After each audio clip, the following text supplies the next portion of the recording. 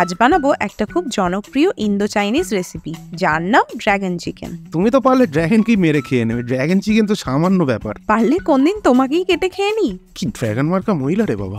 আর হ্যাঁ, এই রান্নাটা কিন্তু খুব স্পাইসি হয়, তাই স্পাইস প্রিয় লোকেদের এটা কিন্তু খুবই মনে ধরবে। সব টিপস ফলো করলে আর সুইগি জোম্যাটো কোথাও থেকেই খাবার আনাতে হবে না। যখন ইচ্ছা বাড়িতেই বানিয়ে খেতে পারবেন এই ড্রাগন চিকেন।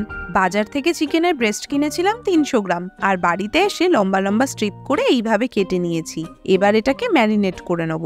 চা চামচের 4 ভাগের 1 ভাগ নুন দিয়েছি, 1 টিস্পুন ডার্ক সোয়া সস, 1 টিস্পুন আদা রসুন বাটা। আমি রেডিমেড প্যাকেট থেকেই ইউজ করছি, বাট ফ্রেশ আদা রসুন বেটে দিলে কিন্তু তার তুলনাই হবে না। কুড়ে একটা ছোট ডিম ফাটিয়ে দিয়ে দিলাম এর মধ্যে। সাথে দেবো 1 টেবিল স্পুন ময়দা ও 1 টেবিল স্পুন কর্নফ্লাওয়ার। ডিমের আবার কি ছোট বড়? মন দিয়ে বাজারটা করলে ঠিকই বুঝতে পারতে, ডিমের ছোট বড় হয়। সাথে দেবো 1/2 টিস্পুন গোলমরিচ গুঁড়ো, সাথে সাথে গুঁড়ো করে দিতে পারলে কিন্তু সব থেকে ভালো লাগবে। সবকিছু ভালো করে চিকেনের গায়ে মাখিয়ে নেবো। এবার এটাকে ভেজে নেব। এটাকে কিন্তু বেশিক্ষণ রেখে দিলে ভাজার সময় ক্রাঞ্চি ব্যাপারটা আসবে না। সাদা তেল গরম করেছি, মিডিয়াম হাই আঁচে স্ট্রিপগুলো ভেজে নেব। গোল্ডেন ব্রাউন কালার আনতে হবে।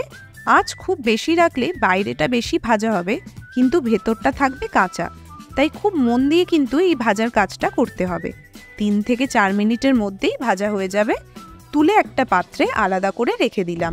এবার আসল রান্না করার আগে কয়েকটা কাজ আমাদের গুছিয়ে নিতে হবে। প্রথমেই সসের মিক্সটা বানাবো। 2 টেবিল স্পুন মতো সোয়া সস, 3 টেবিল স্পুন মতো ketchup, 1 tablespoon red chilli sauce. এর বদলে কিন্তু শুকনো লঙ্কা বাটাও ইউজ করা যেতে পারে যদি বেশি স্পাইসি খেতে চান তাহলে। ভালো করে গঙ্গা যমুনা সরস্বতীকে মিশিয়ে নিন। আমার চিকেন ভাজার তেলটা মোটামুটি পরিষ্কার আছে, তবে অতটা তেল আমার লাগবে না, তাই একটু হাতা দিয়ে তুলে নিচ্ছি। তোমার শরীর ঠিক আছে? তুমি তেল কমাচ্ছ? বিশ্বাস করতে পারছি না ভাই। আরে আমার অত তেল লাগবে না।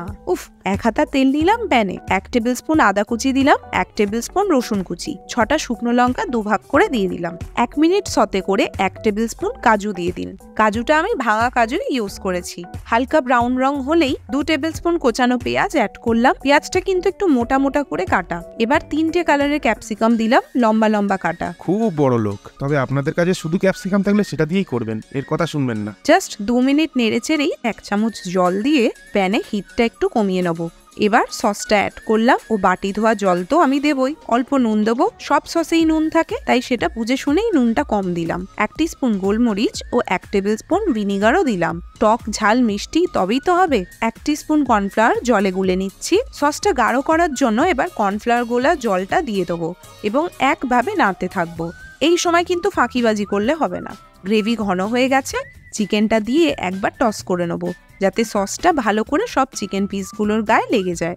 গ্যাস অফ করে স্প্রিং অনিয়ন ছড়িয়ে একবার মিশিয়ে নেবো। চিকেনটা বেশিক্ষণ নাড়াচাড়া করতে যাবেন না, তাহলে কিন্তু ক্রাঞ্চি ব্যাপারটা চলে যাবে। এবার আসি, টাটা।